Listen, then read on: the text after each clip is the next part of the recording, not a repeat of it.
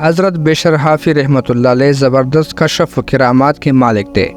آپ اپنے ماموں علی حشم کے مرید تھے اور علم دین، اصول اور فروع کے عالم تھے۔ آپ شہر مرو میں پیدا ہوئے، لیکن آپ نے اپنی عمر کا زیادہ حصہ شہر بغداد میں بسر کیا۔ آپ کی توبہ کا ذکر یوں ہے کہ ایک دفعہ حالت نشہ اور مستی میں کسی طرف کو جا رہے تھے۔ اسی حالت میں آپ کو ایک کاغذ کا پرزہ نظر آیا جس پر بسم اللہ الرحمن الرحیم لکھا ہوا تھا۔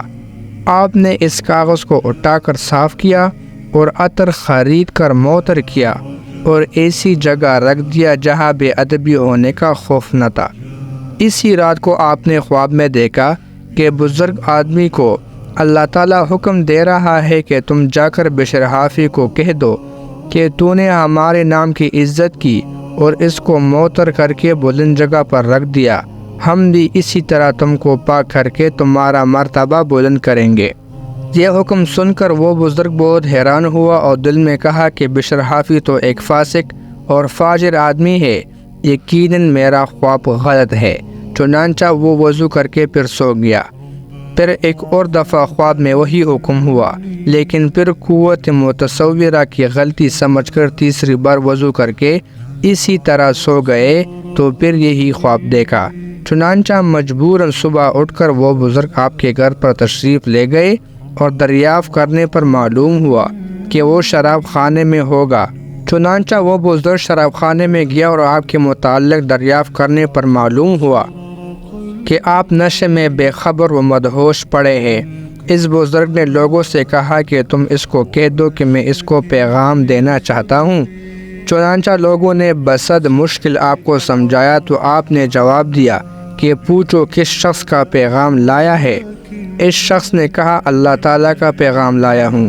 اللہ تعالیٰ کا نام سنتے ہی آپ پر رو پڑے اور دل میں خیال ہوا کہ خدا جانے کیسا پیغام ہے، کیا معلوم کس قسم کا عتاب یا عذاب الہی نازل ہونے والا ہے۔ چنانچہ ڈر کی وجہ سے نشہ چلا گیا اور آپ نے اپنے ارد گرد کے لوگوں کو ہٹا دیا اور پیغام سن کر توبہ کی۔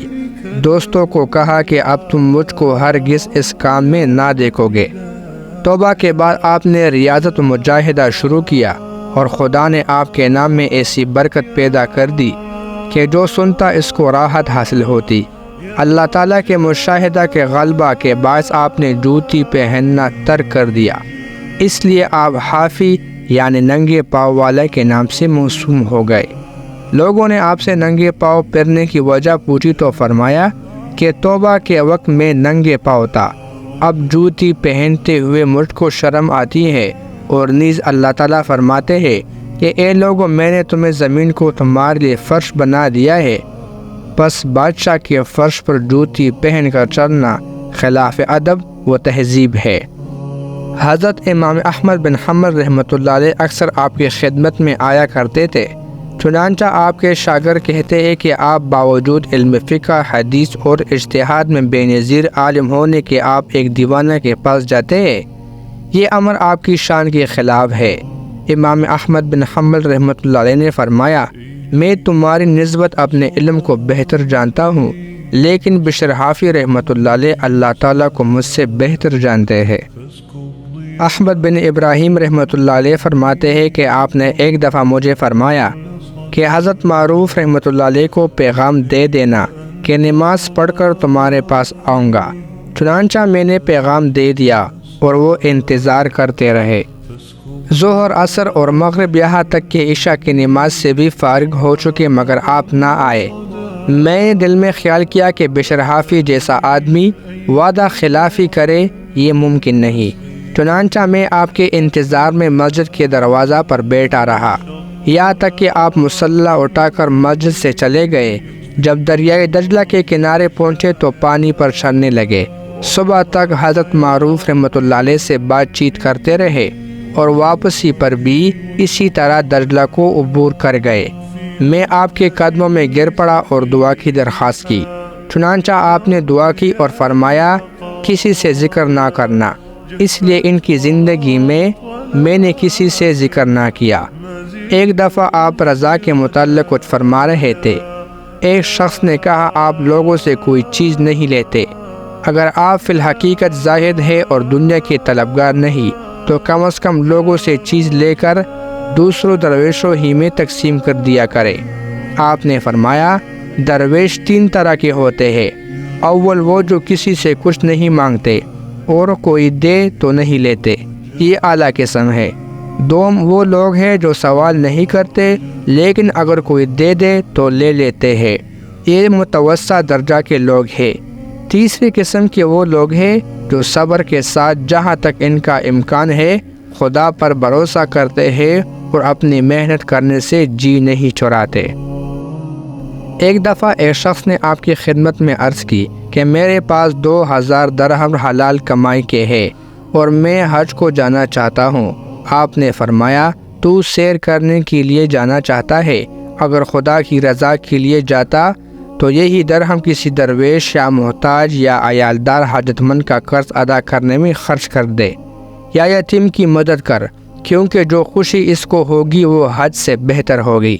اس نے کہا کہ مجھے حج کی خواہش زیادہ ہے۔ آپ نے فرمایا تیرا مال حلال کمائی کا نہیں ہے اور جب تو حرام کی جگہ پر اس کو خرچ نہ کرے صبر نہ آئے گا۔ نقل کیا گیا ہے کہ ایک دفعہ آپ کا قبرستان میں گزر ہوا تو دیکھا کہ اہل قبور آپس میں جھگڑ رہے تھے۔ میں نے اللہ تعالیٰ سے دعا کی مجھے ان کی حالت سے آگاہ کر۔ آواز آئی کہ انہی سے پوچھ لے، چنانچہ آپ نے ان سے پوچھا۔ جواب ملا کہ ایک ہفتہ ہوا کسی مرد خدا نے ادھر سے گزرتے وقت فاتحہ کا ثواب ہمیں بخشا، ہم وہ ثواب 7 دن سے تقسیم کر رہے ہیں۔ آپ اپنے مریدوں سے فرمایا کرتے تھے کہ سیاحت کرو کیونکہ بہتا پانی صاف اور ستھرا رہتا ہے لیکن بند پانی خراب ہو جاتا ہے۔ پھر فرمایا اگر کسی کو دنیا میں محبوب خلائق ہونے کی آرزو ہے تو اس کو کہہ دو کہ وہ 3 باتوں سے پرہیز کرے۔ اول یہ کہ خلقت سے کچھ نہ مانگے، دوسرے کسی کو برا نہ کہے، تیسرے کسی کے ساتھ مہمان نہ جائے۔ پھر فرمایا کہ جو شخص نام و نمود اور شہرت کا طالب ہے وہ کبھی فلاح نہیں پا سکتا۔ پھر فرمایا کہ سب سے بہتر چیز جو بندوں کو دی گئی معرفت الہی ہے اور فقیروں کے لیے صبر ہے۔ اگر اللہ تعالیٰ کے کوئی خاص بندے تو وہ عارف ہے جن کو اللہ تعالیٰ کے سوا اور کوئی نہیں جانتا اور نہ خدا کے سوا کوئی ان کی عزت کرتا ہے۔ صوفی وہ ہے جس کا خدا کے ساتھ دل پاک و صاف ہو۔ فرمایا کہ اہل دنیا کو سلام کرو لیکن ان سے سلام کی توقع نہ کرو۔ فرمایا کہ بخیل کو دیکھنے سے دل سخت ہو جاتا ہے۔ فرمایا کہ اسلامی جماعت میں ادب ترک کرنا ادب میں داخل ہے۔ فرماتے ہیں کہ بندہ خدا تو اس وقت تک کامل نہیں ہو سکتا جب تک تیرا دشمن تجھ سے امن میں نہ ہو۔ فرماتے ہیں کہ اگر اللہ تعالیٰ کی عبادت کی طاقت نہیں تو پھر گناہ بھی نہ کرو۔ آپ اپنی وفات کے وقت نہایت مضطرب ہوئے۔ لوگوں نے کہا شاید آپ زندگی کو عزیز سمجھتے ہیں۔ فرمایا کہ ایسا نہیں ہے بلکہ بادشاہوں کی خدمت میں حاضر ہونا بہت مشکل ہے۔ آپ جب مرض الموت میں مبتلا تھے تو ایک شخص نے آ کر تنگ دستی کی شکایت کی، آپ نے اپنا کرتا اتار کر دے دیا۔ نقل ہے کہ بغداد میں آپ کے ادب کی وجہ سے 4 پائے بھی راہ پر سڑکوں میں گوبر یا لید نہ کرتے تھے کیونکہ آپ ننگے پاؤں پھرا کرتے تھے۔ یہ واقعہ ایک خلاف معمول تھا لیکن آپ کی وفات کے بعد ایک دفعہ ایک چارپائی نے گوبر کر دیا جس پر مالک نے گمان کیا کہ بشر حافظ رحمۃ اللہ علیہ وفات پا چکے ہوں گے۔ دریافت کرنے پر بات سچ ثابت ہوئی۔ وفات کے بعد لوگوں نے آپ کو خواب میں دیکھ کر پوچھا کہ اللہ تعالیٰ نے تمہارے ساتھ کیا سلوک کیا؟ فرمایا کہ اللہ تعالیٰ نے مجھ پر عتاب کیا اور کہا کہ کیوں تو اس قدر مجھ سے ڈرتا تھا؟ کیا تجھ کو میرے رحم و کرم کی صفت معلوم نہ تھی؟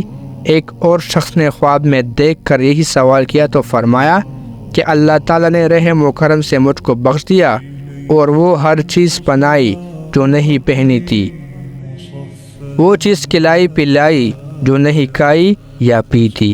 روایت ہے کہ ایک دن ایک عورت نے امام احمد بن حنبل رحمۃ اللہ علیہ کی خدمت میں آ کر عرض کی کہ میں چھت پر سوت کاٹ رہی تھی کہ اتنے میں خلیفہ کی مشعل کی روشنی پڑی۔ اس روشنی میں سوت کانتی رہی۔ کیا وہ سوت جو اس روشنی میں کاٹا گیا ہے ناجائز تو نہیں؟ امام صاحب نے سوال سن کر پوچھا کہ تو کون ہے جو ایسا مسئلہ پوچھ رہی ہے؟ غرض کیا بشر حافظ رحمۃ اللہ علیہ کی بہن ہو۔ یہ سن کر امام صاحب بہت دیر روتے رہے کہ ایسا تقوی اسی خاندان کے لیے ہی ہے۔